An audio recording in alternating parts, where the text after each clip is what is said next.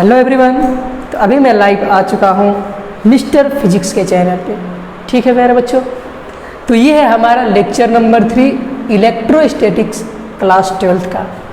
इससे पहले हमने इलेक्ट्रोस्टैटिक के 2 वीडियो अपलोड कर चुके हैं। अगर आप उस दोनों वीडियो को देखना चाहते हैं तो आपको जाना होगा मिस्टर फिजिक्स हैकर के चैनल पे। वहाँ जाके आप लोग प्लेलिस्ट में दोनों वीडियो पड़ी है इलेक्ट्रोस्टैटिक्स के। उस चैनल पे कुछ इशू आने की वजह से थोड़ा सा हमने एक नया चैनल तैयार किया है। जब तक वो चैनल फिट ना हो जाए तब तक हम इस चैनल पे आप लोगों को क्या करेंगे, लेक्चर प्रोवाइड करते रहेंगे। तो चलिए आज का लेक्चर स्टार्ट करते हैं और हमारा बेसिक सा लेक्चर है इलेक्ट्रोस्टैटिक्स का। ठीक है, तो इलेक्ट्रोस्टैटिक्स में आज का जो हमारा फर्स्ट टॉपिक पढ़ेंगे वो है हमारा specific properties of charge. Charge के हम लोग स्पेसिफिक प्रॉपर्टीज के क्या बारे में स्टडी करेंगे। तो फटाफट से आप लोग पेन और बुक अपने सामने रख लें ताकि जो भी कंसेप्ट यहाँ आपको समझाएं आप लोग क्या है बारीकी से समझें। ठीक है बच्चों, तो देखिए हमारा क्या है स्पेसिफिक प्रॉपर्टीज ऑफ चार्ज, ये हमारा आज का पहला टॉपिक है। तो इसमें पहला जो हमारा प्रॉपर्टी आता है वो होता है चार्ज इज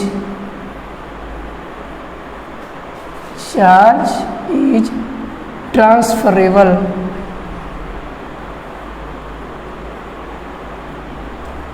इसमें पहला जो टॉपिक आता है होता है चार्ज इज ट्रांसफरेबल। किस तरह से चार्ज जो है हमारा एक बॉडी से दूसरे बॉडी में ट्रांसफ़र होता है उसी को हम लोग कहते हैं चार्ज इज ट्रांसफरेबल। मतलब किस तरह से चार्ज का ट्रांसफ़र हो रहा है एक बॉडी से दूसरे बॉडी में। तो देखिए हम कंसीडर करते हैं एक बॉडी मान लेते हैं, ये हमारा बॉडी नंबर 1 है और एक हम यहाँ ले लेते हैं बॉडी मान लेते हैं बॉडी नंबर 2 है। ठीक है बच्चों, हमने 2 बॉडी कंसीडर किया। एक बॉडी हमारा एक ये है और ये हमारी क्या है दूसरी बॉडी है। कोई दिक्कत? अब इस बॉडी से क्या होता है कि इलेक्ट्रॉन जो है हमारा इस बॉडी में क्या हो जाता है ट्रांसफ़र होता है। कब? रबिंग के दौरान। किसके दौरान? रबिंग के दौरान। जब किसी चीज़ को हम रब करते हैं तो रब करने के दौरान उसमें क्या होता है कि इलेक्ट्रॉन का ट्रांसफ़र होता है। क्या होता है?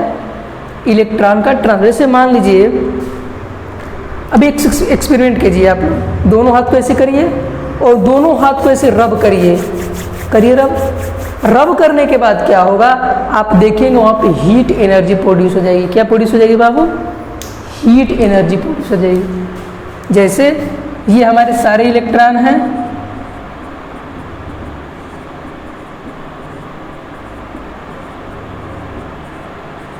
ये हमारे क्या है सारे इलेक्ट्रॉन हैं।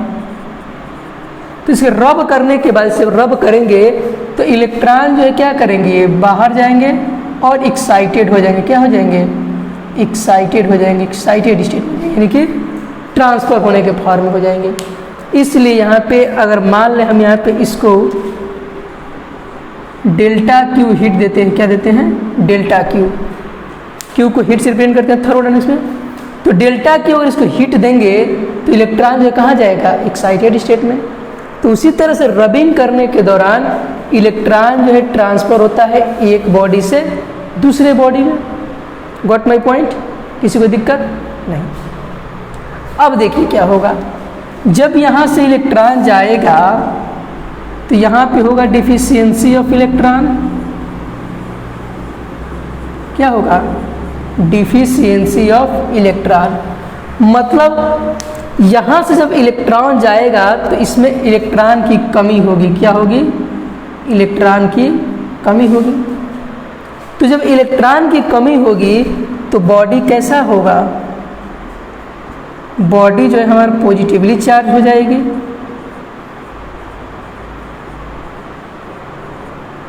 पे जो चार्ज निकलेगा वो कितना निकलेगा, Q इजकल टू, अगर एक इलेक्ट्रॉन निकला तो E, 2 इलेक्ट्रॉन निकला तो 2 इलेक्ट्रॉन, 3 इलेक्ट्रॉन निकला तो 3 इलेक्ट्रॉन, 4 निकला तो 4 इलेक्ट्रॉन, यानी Q की वैल्यू प्लस Ne के फॉर्म में क्या होगा, निकलेगा। N की वैल्यू अगर 1 इलेक्ट्रॉन निकला तो 1 इलेक्ट्रॉन, 2 निकला तो 2 इलेक्ट्रॉन, 3 निकला तो 3 इलेक्ट्रॉन, 4 निकला तो 4 इलेक्ट्रॉन, यानी कि चार्ज जो है कितना इलेक्ट्रॉन निकलेगा उसके बराबर होगा। अच्छा, यहाँ पे इलेक्ट्रॉन का जब कमी हो रहा है तो बॉडी पॉजिटिवली चार्ज, यहाँ पे मास क्या होगा, m डैश, इसमें मास की क्या होगी, कमी होगी कि नहीं होगी, डेल्टा m। देखिए कैसे, जब इलेक्ट्रॉन यहाँ से निकलेगा तो अपना मास लेकर भी निकलेगा। तो मान लेते हैं कि अगर उसके पास मास m है तो उससे हमने डेल्टा m मास क्या कर दिया, अपना लेके चला गया, मान लेते हैं डेल्टा m, तो m माइनस क्या हो जाएगा, डेल्टा m। ठीक है, m डैश कितना होगा जो नया मास होगा, m minus delta m। Got my point, okay, note करिए इसको, फटाफट से नोट करिए, जब मैं आपको आगे समझाता हूँ। ठीक है, अब मैं यहाँ पे बात चर्चा करता हूँ इसके बारे में। अब देखिए, अगर इलेक्ट्रॉन की यहाँ कमी हो रही है तो जब ये इलेक्ट्रॉन यहाँ पे जाएगा तो यहाँ क्या हो जाएगा, एक्सेस ऑफ इलेक्ट्रॉन, यानी इलेक्ट्रॉन क्या हो जाएंगे, यहाँ पे अधिक हो जाएंगे। एक्सेस मतलब अधिक हो जाएंगे, यहाँ पे इलेक्ट्रॉन क्या हो जाएगा, अधिक हो जाएगा। और इलेक्ट्रॉन की वजह से अधिक होने की वजह से बॉडी ये निगेटिवली चार्ज हो जाएगी, इस पर निगेटिव चार्ज आ जाएगा। और निगेटिव चार्ज Q की वैल्यू क्या हो जाएगा, यहाँ पे Q की वैल्यू में माइनस Ne हो जाएगा, क्योंकि निगेटिव चार्ज Q की वैल्यू माइनस Ne। और यहाँ पे मास क्या हो जाएगा, m डैश इंक्रीज कर जाएगा, m minus delta m plus हो जाएगा। ठीक है बच्चों, तो यहाँ पे क्या हमने देखा कि जब एक बॉडी से इलेक्ट्रॉन दूसरी बॉडी में जा रहा है तो एक में इलेक्ट्रॉन की कमी हो रही है तो दूसरे में इलेक्ट्रॉन की एक्सेस हो रहा है, एक्सेस मतलब अधिक हो रहा है। तो जब इसमें निगेटिव चार्ज बाहर जाएगा तो बॉडी के पास कौन सा चार्ज है, पॉजिटिवली चार्ज हो जाएगा, यानी कि इलेक्ट्रॉन का रिमूव होना तो बॉडी पे पॉजिटिव चार्ज, और इलेक्ट्रॉन का एक्सेप्ट होना तो बॉडी पे निगेटिव चार्ज। यानी जो बॉडी इलेक्ट्रॉन को रिमूव करेगी उसके पास पॉजिटिव चार्ज आ जाएगा, और जो बॉडी इलेक्ट्रॉन को गेन करेगी, एक्सेप्ट करेगी, उसके पास निगेटिव चार्ज आ जाएगा। Q की वैल्यू प्लस Ne के फॉर्म में, और यहाँ चार्ज जो है माइनस Ne के फॉर्म में होगा। यहाँ पे मास में डिक्रीज होगा क्योंकि ये इलेक्ट्रॉन अपना मास लेकर जाएगा, और जहाँ लेकर जाएगा वहाँ मास में क्या हो जाएगी, अधिक मास हो जाएगी। ठीक है, अच्छा, डेल्टा M की वैल्यू कितना होगा, mass of electron into N। कोई दिक्कत किसी को? और यहाँ भी डेल्टा M की वैल्यू कितना होगा, mass of electron multiplied by n। कहने का मतलब क्या है कि अगर n एक इलेक्ट्रॉन जाएगा तो अपना एक मास लेकर जाएगा, यानी कि मास ऑफ इलेक्ट्रॉन एक का होगा। अगर दो n की वैल्यू 2 रखेंगे तो 2 ही इलेक्ट्रॉन का मास हो जाएगा, 3 रखेंगे तो 3 इलेक्ट्रॉन के मास। तो इसी तरह से यहाँ अगर n की वैल्यू 1 रखेंगे तो 1 इलेक्ट्रॉन का मास, 2 रखेंगे तो 2 इलेक्ट्रॉन का मास। अगर यहाँ पे 10 इलेक्ट्रॉन निकलेंगे तो 10 इलेक्ट्रॉन का क्या हो जाएगा, मास बाहर चला जाएगा और वहाँ आ जाएगा। तो इसको अपना नोट करिए, मैं आपको बताता हूँ आगे। ठीक है, इसको नोट कर ले बाबू।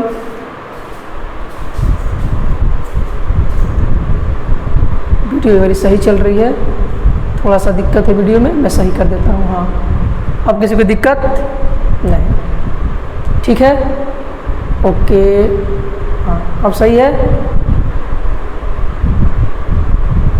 हाँ अब क्लियर आ रहा है। ठीक है, तो मैं इसको इरेज कर देता हूँ, तब मैं आगे आपको बताता हूँ। ठीक है, देखिए मैं इसको इरेज कर देता हूँ। ठीक है, थोड़ा सा वीडियो दिक्कत है इसमें, ओके, इसको सही कर देता हूँ वायर को। हाँ अब सही है, ठीक है। मैं इसको इरेज करता हूँ, इरेज करके तब मैं समझाता हूँ आप लोगों को। थोड़ा सा वीडियो स्टार्टिंग में दिक्कत हो जा रही है।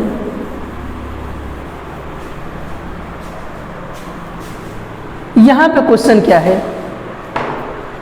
क्वेश्चन हमारा ये है कि यहाँ पे क्यों इलेक्ट्रॉन ही एक बॉडी से दूसरे बॉडी में जा रहा है। यहाँ क्यों इलेक्ट्रॉन ही एक बॉडी से दूसरे बॉडी में जा रहा है। क्या प्रोटॉन और न्यूट्रॉन नहीं जा सकते? प्रोटॉन और न्यूट्रॉन क्यों नहीं जा सकते? तो देखिए मैं समझाता हूँ। क्वेश्चन लिखिए, थोड़ा सा क्वेश्चन लिखिए।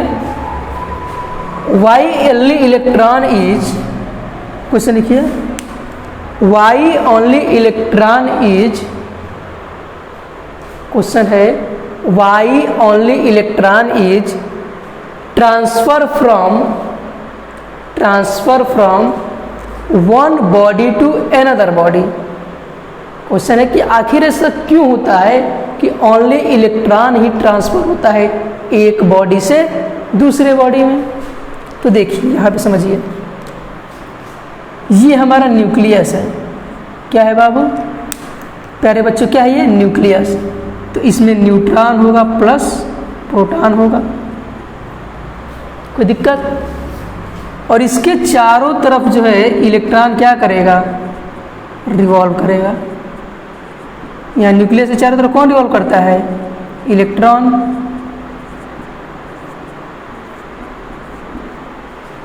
ये हमारा न्यूक्लियस है, ये मान लेते हमारा न्यूक्लियस है। तो न्यूक्लियस के अंदर न्यूट्रॉन प्लस प्रोटॉन है और इसके चारों तरफ इलेक्ट्रॉन क्या कर रहा है? रिवॉल्व कर रहा है। तो इस पे जो है, इसके अंदर अगर देखा जाए न्यूट्रॉन और प्रोटॉन के अंदर, तो इस न्यूक्लियस इसको क्या करेगा? ज़्यादा फोर्स लगाएगा इस पे, एज कंपेरिजन टू इलेक्ट्रॉन, क्योंकि इलेक्ट्रॉन जो है सबसे आउटर मोस्ट सेल में है। तो इस पे न्यूक्लियर फोर्स क्या होगा? कम लगेगा। तो ये आसानी से क्या हो जाएगा? एक बॉडी से दूसरे बॉडी में ट्रांसफर कर जाएगा। देखिए प्रोटॉन और न्यूट्रॉन को ट्रांसफर कराना इलेक्ट्रॉन से थोड़ा कंफर्टेबल लग रहा है। क्यों? क्योंकि कंफर्टेबल है कि मतलब दिक्कत थोड़ा सा इसमें आ जा रहा है, हार्ड है। क्या है?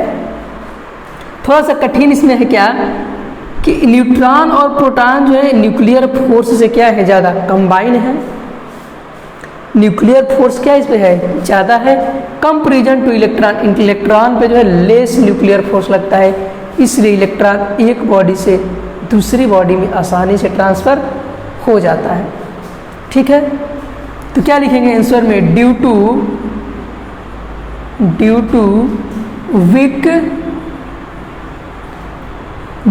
Week nuclear force.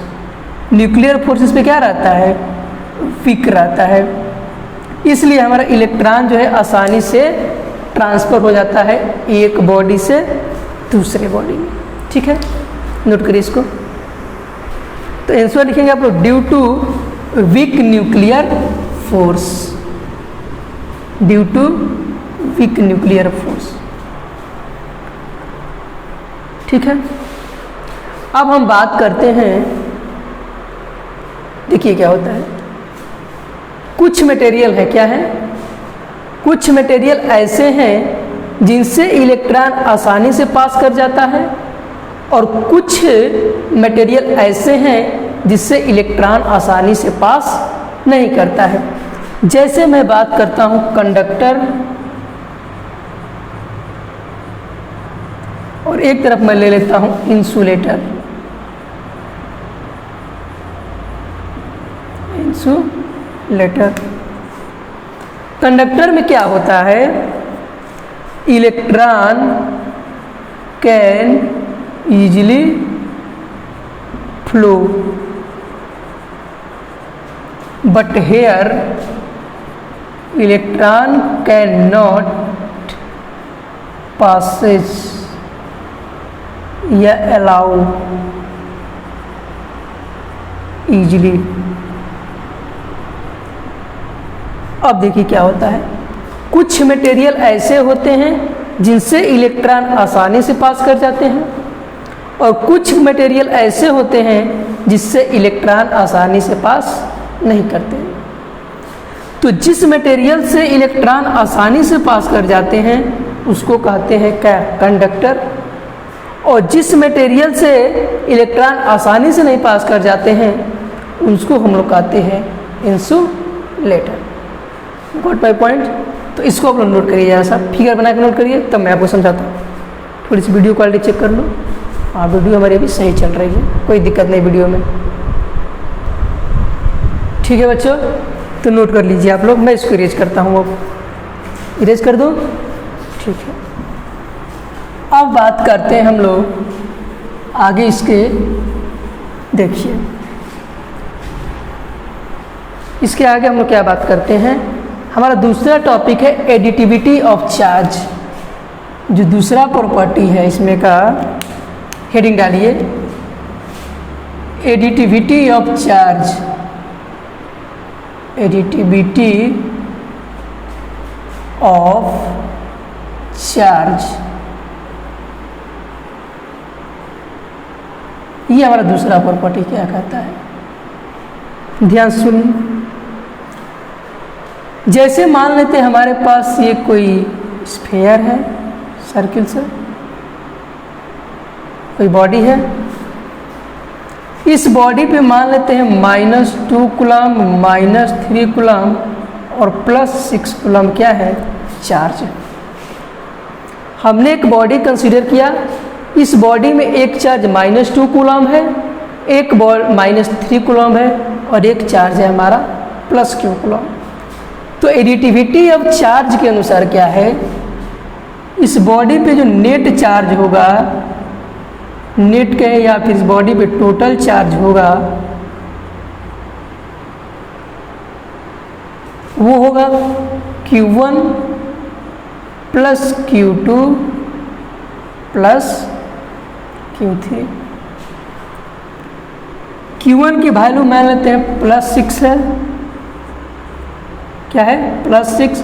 और Q2 की वैल्यू +-2 कूलम है और Q3 की वैल्यू जो है वो है -3 कूलम। तो कितना हो जाएगा, 6 कूलम -2 कूलम -3 कूलम। तो 6 में से 2 गया 4 कूलम -3 कूलम, तो कितना बचा, 1 कूलम। यानी इस बॉडी पे जो कुल नेट चार्ज है, टोटल चार्ज, वो कितना है, 1 कूलम चार्ज है। क्या है, 1 कूलम चार्ज है। तो एडिटिविटी जो चार्ज जो है ये स्केलर सम है। क्या है, स्केलर सम है। क्या बाबू, स्केलर सम। यानी ये अलजेब्रिक रूल से क्या हो रहा है, ऐड हो रहा है। क्या हो रहा है, ऐड हो रहा है। ठीक है, तो क्या लिखेंगे, एडिटिविटी ऑफ चार्ज, यहाँ पे लिखिए नोट पॉइंट में,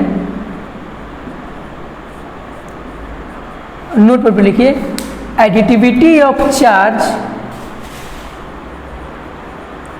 additivity of charge, charge follow, additivity of charge follow the algebraic rule. यानी जो चार्ज के हम लोग एडिशन कर रहे हैं, एडिटिविटी ऑफ चार्ज, वो क्या है, अलजेब्रिक रूल को फॉलो कर रहे हैं। देखिए अलजेब्रिक रूल से क्या कर दे रहे हैं हम लोग, ऐड कर दे रहे हैं। यानी Q नेट टोटल कितना है, Q1 Q2 Q3। बॉडी पे जितने चार्ज हैं उन सारे चार्ज को हम जोड़ देते हैं, यानी ऐड कर देते हैं, तो हम फाइंड कर लेंगे Q नेट या टोटल चार्ज। और टोटल चार्ज हमारा कितना आ गया, 1 कूलम। तो एडिटिविटी ऑफ चार्ज जो है अलजेब्रिक रूल को फॉलो करता है। ठीक है, इसको आप नोट करिए, मैं आगे आपको बताता हूँ। ठीक है, नोट कर लीजिए। मैं वीडियो क्वालिटी चेक कर लेता हूँ, वीडियो सही चल रहा है हमारा। ओके, कोई दिक्कत नहीं वीडियो में। ठीक है, मैं इसको इरेज करता हूँ, थोड़ा सा इसको इरेज कर दूँ। ओके, अब तीसरा प्रॉपर्टी देखते हैं चार्ज का। ये हमारा एडिटिविटी। अब सिंपल इसको क्या कर देंगे, हम लोग केवल ऐड कर देंगे। ये हमारा दूसरा प्रॉपर्टी हो गया। तीसरा प्रॉपर्टी है हमारा क्वांटाइजेशन ऑफ चार्ज, तीसरा प्रॉपर्टी यहाँ डालते हैं, क्वांटाइजेशन ऑफ चार्ज।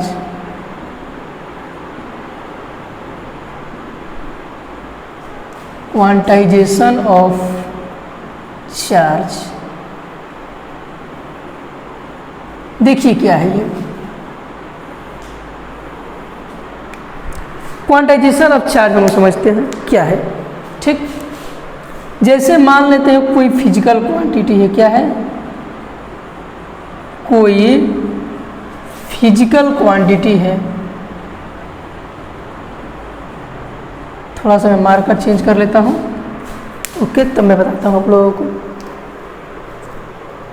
देखिए मार्कर, हाँ, तो अगर मान लेते हैं कोई फिजिकल क्वांटिटी है, क्या है, कोई फिजिकल क्वांटिटी है।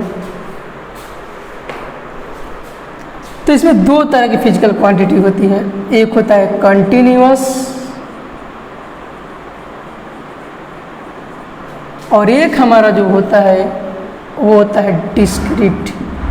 क्या होता है, डिस्क्रीट। हमारे पास जनरली दो तरह की फिजिकल क्वांटिटी होती हैं, एक होता है कंटिन्यूअस और दूसरा होता है डिस्क्रीट। कंटिन्यूअस का मतलब क्या होता है, जिन्हें गिना न जा सके, जिन्हें गिना न जा सके। और डिस्क्रीट का मतलब होता है जिन्हें गिना जा सके।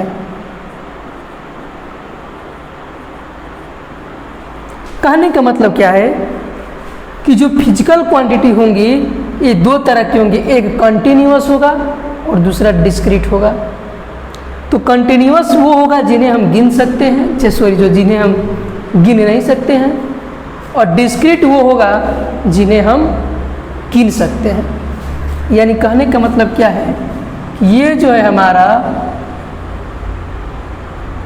काउंटेबल नहीं होता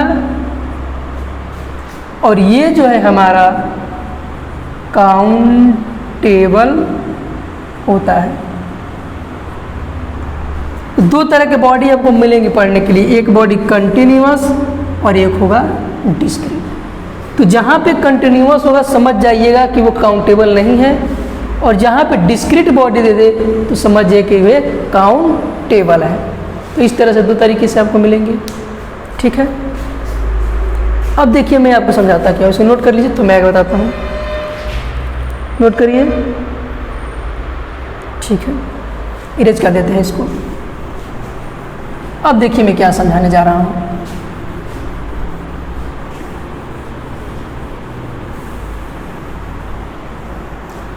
क्वांटा का मतलब क्या होता है, क्वांटाइजेशन का मतलब, क्वांटाइजेशन ऑफ चार्ज के अनुसार होता है क्या कि Q equal to plus minus NE होता है। क्या होता है, Q equal to plus minus NE। पहला है Q equal to plus minus NE, किसी को कोई दिक्कत नहीं। अब मैं क्या बता रहा हूँ कि जैसे मान लो कि कोई चार्ज जो है, क्या 1/2 चार्ज लिखते हो, क्या 1/4 इलेक्ट्रॉन लिखते हो, क्या 1/6 इलेक्ट्रॉन लिखते हो, नहीं। कभी चार्ज जो है फ्रैक्शन के फॉर्म में नहीं होता है। क्या कभी किसी कहे हो कि 1/2 इलेक्ट्रॉन 4/6 इलेक्ट्रॉन, नहीं। आपने 1 इलेक्ट्रॉन, 2 इलेक्ट्रॉन, 3 इलेक्ट्रॉन, यानी इलेक्ट्रॉन जो है इंटीजर्स के फॉर्म में होते हैं। इलेक्ट्रॉन जो है इंटीजर के फॉर्म में होंगे।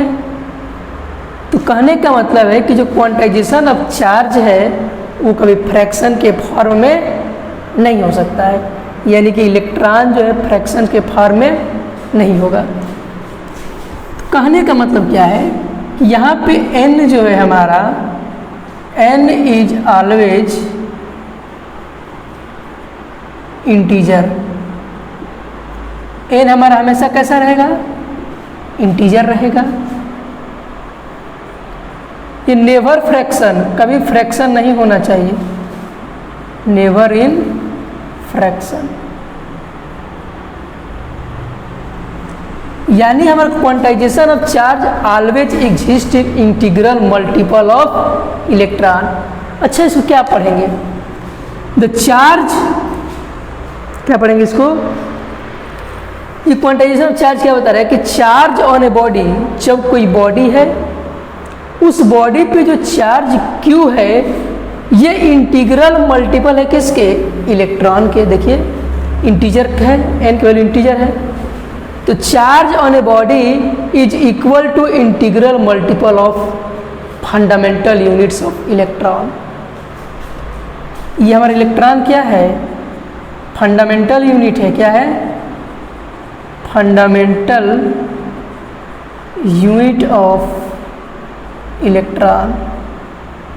ठीक, फंडामेंटल यूनिट है। तो कह सकते हैं यहाँ से डिफिनेशन लिखना चाहे क्वांटाइजेशन चाहे क्या लिखेंगे, लिखिए charge on a body, charge on a body is, charge on a body is equal to the integral multiple of, integral multiple of, integral multiple of fundamental unit of charge, fundamental unit of charge.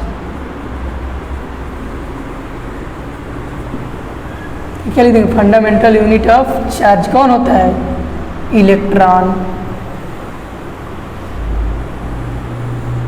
Got my point.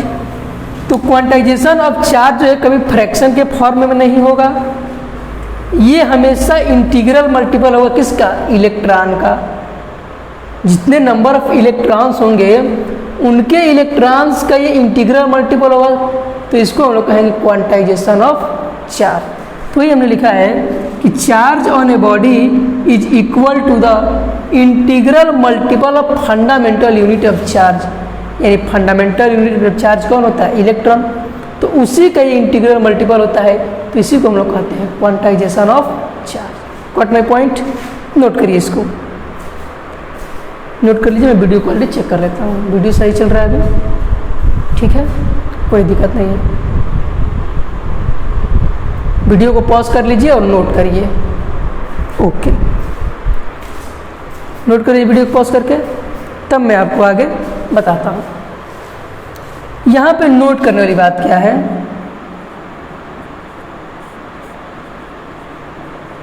Fundamental unit of electron जो है,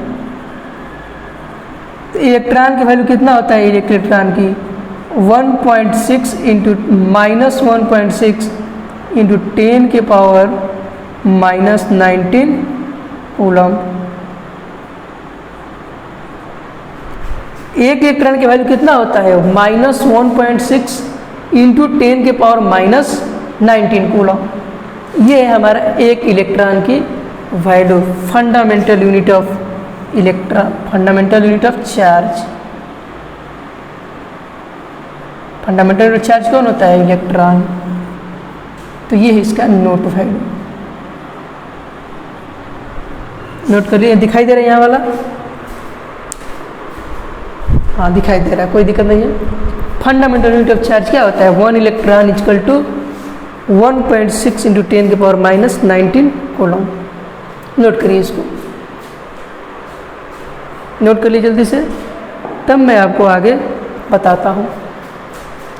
और यहाँ जो है n हमेशा integer होगा, यानी n की वैल्यू क्या हो सकती है बाबू, 1 2 3 4 डॉट डॉट डॉट, ठीक है। तो n की वैल्यू हमेशा इंटीग्रल मल्टीपल होगा, ये -1 -2 -3 -4 भी हो सकता है, 1 2 3 4 भी हो सकता है। नोट कर लीजिए इसको, ठीक है। तो मैं इसको इरेज करने से पहले मैं बताता हूँ कि आज का लेक्चर जो है यहीं पे समाप्त करते हैं। इसके आगे हम लोग अगले लेक्चर में कंटिन्यू करेंगे। तब तक के लिए बेस्ट ऑफ लक और आप लोग पढ़ाई करिए। ठीक है प्यारे बच्चों, बेस्ट ऑफ लक।